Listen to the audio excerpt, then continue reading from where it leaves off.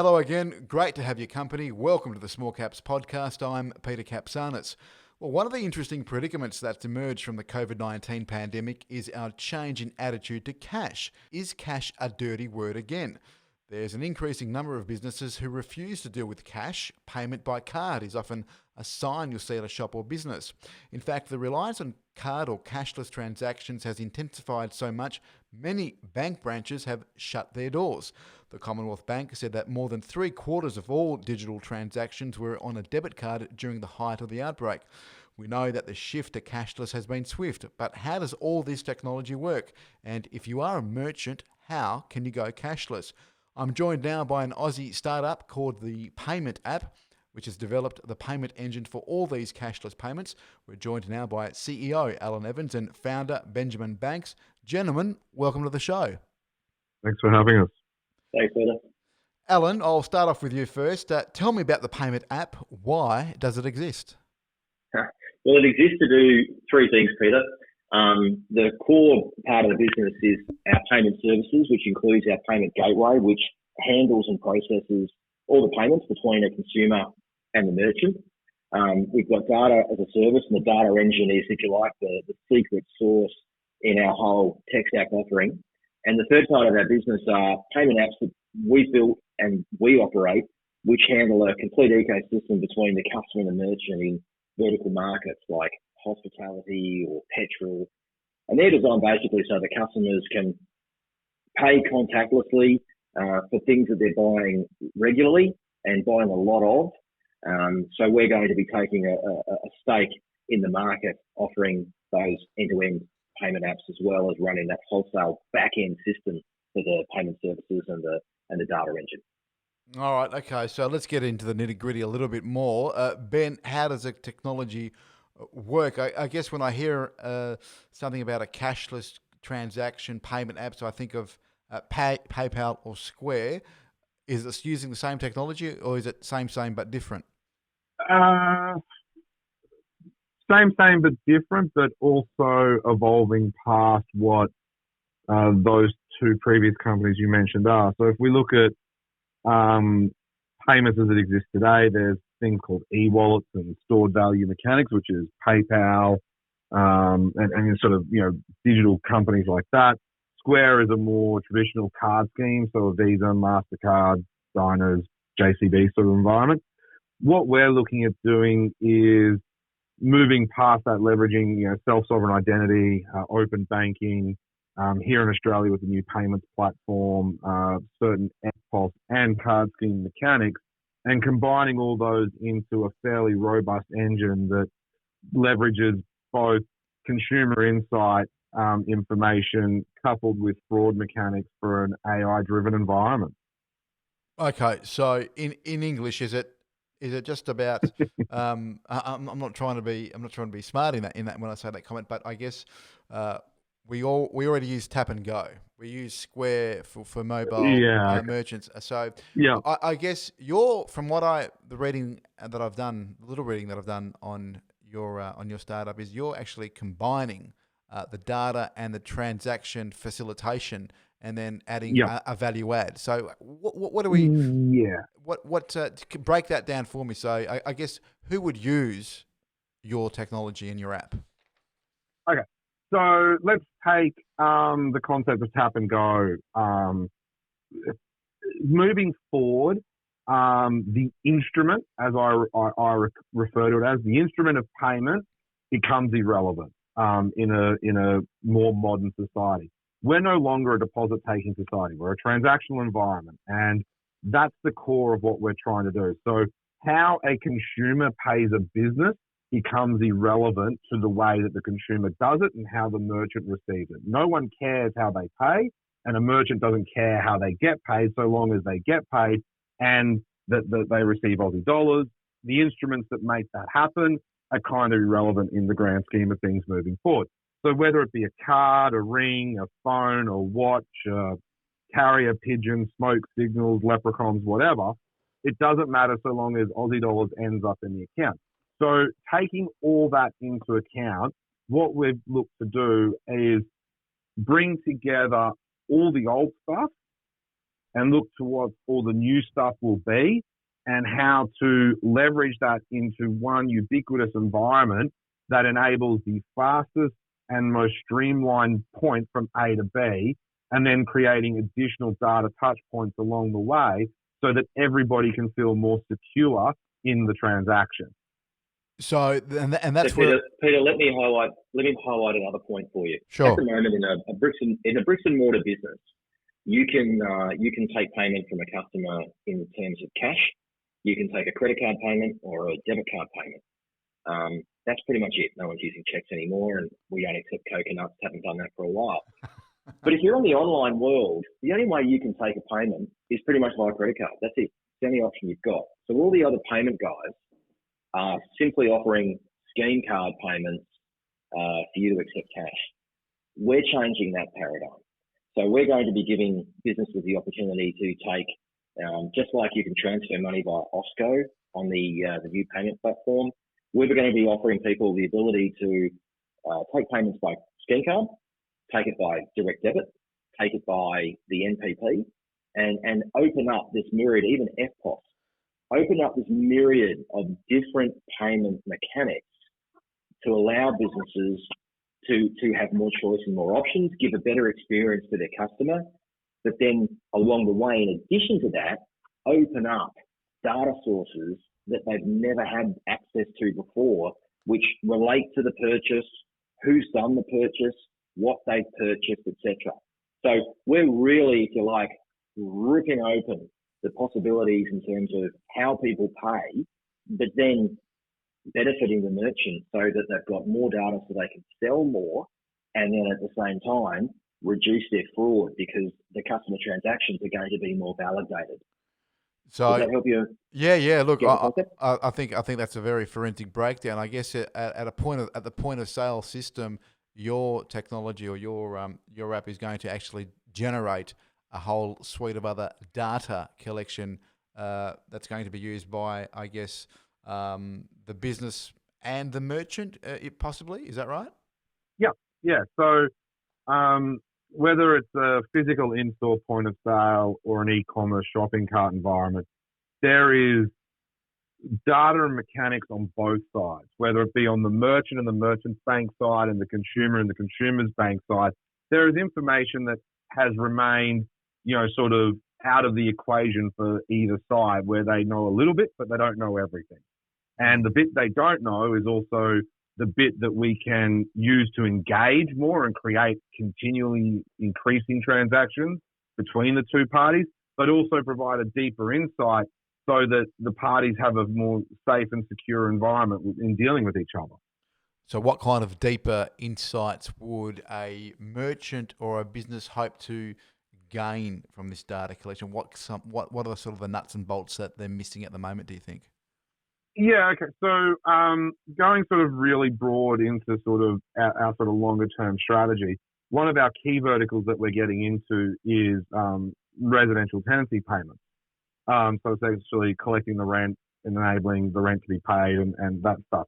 With that comes a huge amount of information that we have around where a consumer lives, how close they are to stores, within certain instances, certain spending habits and other things. We can then tailor that information so a merchant can come along, plug into our API, and rather than in their current environment where they're, sort of taking a shot in the dark and trying to hit as many people as they can be very specific in who they go to and sell someone, who, let's take mechanics as an example. Someone needs a car service, or they've just moved into an area and they want to sell them a welcome pack from the greengrocer, or all those sorts of things. But it's creating a more streamlined path between two parties. And then on the other side, where you've got the merchant, it's giving him knowledge and, information that the person he is selling to is actually Bob or Mary or Jane. And that the mechanic that Bob and Mary and Jane are using to pay him is actually Bob and Mary and Jane's mechanic. So it's their card, it's their bank account, it's those sorts of things. This has always been a problem, particularly with scheme cards, that, people lose their 16 digits, they're expiring their CVV, and, very unsavory characters go and buy things online for themselves. Mm.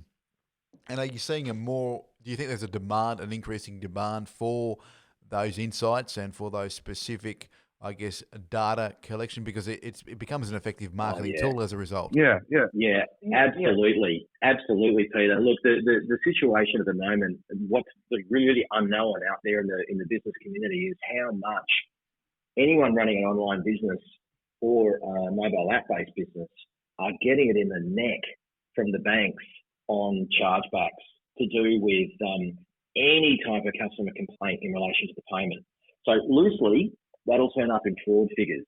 But what we know, because we've run our own apps ourselves and we're sitting inside the circle, is that customers can simply call the bank and say, look, that wasn't an approved transaction, I want the money back. Now, no questions asked, that money is ripped out of the business. Now, that business may well have fulfilled the order, sent the goods, the customer's enjoying those goods, but there is no onus or responsibility on the part of the customer to validate their claim. It's simply no questions asked, ripped off the business. And when you've got people who are gaming the system, you're talking about purposeful fraud, but without their card or their mechanic having been stolen. They're just using the system to get freebies. And there's nothing the business can do about it. There's no ombudsman they can complain to. There's no adjudicator they can go to. They simply have to take it in the neck as the bank takes the money off. And we think that's an absolute crime. So providing services to businesses that they can actually prevent that, we think that's a great thing. Okay. Yeah. And to be very specific on that, Peter, to give you an exact example, and I won't say which one of the big four, but one of the big four banks has redone what's referred to as its merchant terms and conditions, where they've literally gone down the path of, we're going to assume you're wrong, Mr. Merchant, and not give you a chance to say you're right. We're just going to say you're wrong and refund the money, and then you can go off and talk to the customer and try and solve it direct with them, but we don't want to be a party to it anymore. So it's not, innocent before proven guilty. It's guilty because you're guilty. Yes, okay. So there has to be a service that business can tap into that can validate the customer with the mechanic, and that's where we step in, because no one in the industry is doing it. The banks might be able to, the scheme cards might be able to, but they're just not doing it. So we've got a way of doing it with our data engine, and that's part of the core proposition of what this business is all about. Just refresh my memory, because it did come up in some of that information I was reading about the company before we came on air. But you'll be able to tell me, Ben, how many billions of dollars in transactions are there in cashless in Australia at the moment, roughly? Oh, jeez. 8.4 billion. Yeah. $8.4 billion and I'd say right now that's probably even under the mark, given COVID and the fact that we are essentially, for the first time in human history, living in probably a 98 to 90% completely cashless society right now. Because there are very few open businesses anyway, but there are very few open businesses that will accept a cash payment at the current juncture this pandemic has created. And that's what I really want to hone in for the next few couple of minutes is cash now, given your insights and given your bid to get this company up and running, what kind of future does cash have? Look, I mean, it's still illegal. It's still a legal tender. And I think cash will always have a place, and I think there will always be a form of physical currency issued by a government for forever and a day. I don't think it will be ever completely gone. It will have a role. Now, whether it moves to gold coins that are stamped or it's plastic notes or whatever, I mean, who knows what the future brings. Regulators and governments obviously prefer a cashless society because it's easier for them to see funds and see money movement. And with that comes increased ability for tax collection and AusTrack for tracking, undesirables, doing inappropriate things and so on. But, we live in an instant gratification transactional society now. People are no longer thinking about 3, 6, 7 months in advance when it comes to things. They see something, they want it, they buy it. And that's sort of, been why currently Afterpay is trading at, $60 plus a share. We are an instant gratification. And to do instant gratification, you have to have cashless environments and you have to have speed and efficiency for those transactions, because otherwise, cash becomes regardless of COVID, cash adds an element of someone going to a bank or an ATM, pulling money out, then going back, making sure they've got enough or they haven't got enough. Whereas with digital transactions, you can use a raft of different sort of mechanics, rings, phones, watches, cards, all sorts of different things to tap or, send an NFC sort of beacon style environment, all these different things to create a transaction. So from will cash die? No, I don't think it'll ever go away. Will we now, because of COVID, be forced into an environment where we are predominantly digital? Absolutely. How far we go with that? I honestly, and my personal opinion is, I fundamentally believe that over the next 2 to 3 years, we will even see the downturn in physical terminals, and by terminal I mean next to your POS, you've got the card reader that you insert your card in, or you tap it on top, where you even have to touch, and enter your PIN. I believe that terminal side will even start to go away, because people aren't going to want to touch things inside of, restaurants and other sorts of environments where there's lots of people. They're going to want to be able to use the device that they've got, which they know is safe, and conduct transactions that way. Yeah, Peter, let me tell you, the Reserve Bank of Australia have released data that shows that in 2007, 69% of Australians paid with cash. In 2016, it was 37%. So it drops from 69 to 37% inside 10 years. Recently, the RBA said that last year that figure had dropped to 25%, and that was pre-COVID. So the decline has been accelerating. It will hit a certain point where it will stay fairly stable, but I'd say there's been room for it still to move. COVID has accelerated that, and I think you'll find there'll be certain instances, obviously vending machines, that type of stuff possibly, but there'll be, kids' piggy banks and what have you. You'll get a certain type of transaction that will exist for cash, but I would say any sort of human person-to-person interaction or payment mechanism will be digital almost exclusively in the short term, and that'll be practically led, but it will also be a pandemic-driven factor as well. Okay, well, let's hone in on the impact of COVID on your business, Allan. Has it been positive or negative in terms of impact, or has it helped expedite your whole plan? I feel terrible to say that COVID actually probably has been a benefit to our business. I feel bad for all the businesses that have had the opposite experience, and I don't say it lightly. We all know, not just people who are working for businesses or business owners themselves that have been terribly impacted by COVID. But for us, we're in the fortunate position of being pre-revenue. So as a startup, we're focusing exclusively at the moment on developing commercialization of our tech stack and our product range. So we're in the fortunate business that we had no business to lose. But going forward, this is only upside for us because it's driving the movement away. And let me give you an example. We all saw during shutdown the way that restaurants and cafes pivoted towards home delivery and the ability to provide home delivery of their products. And there were even some retailers who were doing that as well.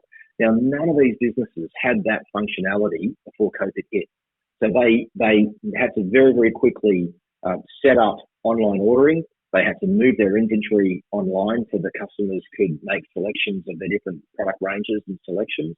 And then they had to bolt in the payment services to make that happen. And that was all done very quickly and on the fly. Never before has this space been so top of mind for businesses. And once they get past the the shock and awe of what COVID has been to their businesses, we're going to be in the market, we'll have commercialised our products, and we'll be having conversations with them to say, well, that's great that you've had the pipe to handle the payment. Now let's start giving you the services and the data so you can sell more and reduce your fraud and drive it down. Okay, going forward, Allan, I'll fire this one at you as well. What's your plan to raise capital in the future? Will you launch an IPO? It's absolutely in our plans, you betcha. So at the moment, we've been able to secure cornerstone funding. They've got us after our seed funding. We brought in a cornerstone, which was fantastic. We've initiated a equity crowd fund for a capital raise, which is happening at the moment with On Market. So Yes. If your listeners would like to pop along to onmarket.com.au, they'll see the raise there. Nice plug, well done. Thank you very much. It's going very well. We've punched past the minimum raise, so the raise is definitely on. And that's quite pleasing. So that's going to go up to a maximum of 1 million in this raise. But most definitely, as far as an exit and a liquidity event is concerned, we have our eyes very much on that and IPO. We look at the peers in the fintech space, and probably the biggest two at the moment being Afterpay and ZipPay, and how successful they've been. Notwithstanding, a couple of little recent issues, but on the whole, absolutely, IPO would make an obvious choice. Okay, and is there have you set your sights on a particular part of the market? Is there a sort of what's your ambition, your aspiration? Is it, or are you just going to have you had demand and interest coming through to you already? Yeah. Well, sorry, Ben, you go. Oh, I mean, one of the things that we've actually done is that rather than try to convince the market completely that we're right, as Allan mentioned at the start, we've actually, which is sort of how I brought Allan on board originally, because I was sick and tired of trying to convince people that I was right, but that's a separate story. We've gone and developed our own suite of apps, and we've got our own applications, and we've got our own pathways forward with these applications to show the market and to show merchants that the concepts and the methodologies that we want to apply, we can walk the walk and talk the talk by doing it ourselves. So we've got a very keen interest in payroll and hospitality as well as petrol. We have a really keen interest in residential tenancies. And with that comes a very strong sort of emphasis at the back end on micro investing and roundup mechanics to help people, tuck away that little bit of extra dollars to help pay for things. So we've got a fairly broad sense of appetite in particular verticals, but at their core, they're all functioning the same way. So, it's very important for us that, the products that we're developing and convincing the marketplace from a wholesale level are worthwhile, we're deploying into key demographical environments, hospitality, retail, residential tenancy, where we sit on top of, we have an effective database of nearly 62% of the Australian marketplace. Yeah, look, I think what's really interesting, and I think the real value add from my perspective is the fact that the data generation that comes with, I guess, the transaction. While there might be some kind of data and some kind of metric associated with transactions at the moment, I think what the deep dive that the payment app seemingly provides is going to be something that's going to be quite interesting and worthwhile looking at, and something that's going to add some, as I say, value to a lot of businesses, and as you say, those online businesses. Gentlemen, before we wrap things up, is there anything else, any last words you'd like to let our listeners know that you already haven't told them? Look, Ben, I'm going to give this one to you. You've never been one to not take the last word, so you go right ahead. Look, I think, as I said before, we live in an instant gratification society. I refer to it as push button, get bacon. And the goal here for us is to facilitate that, regardless of how you want to pay or how you want to get paid.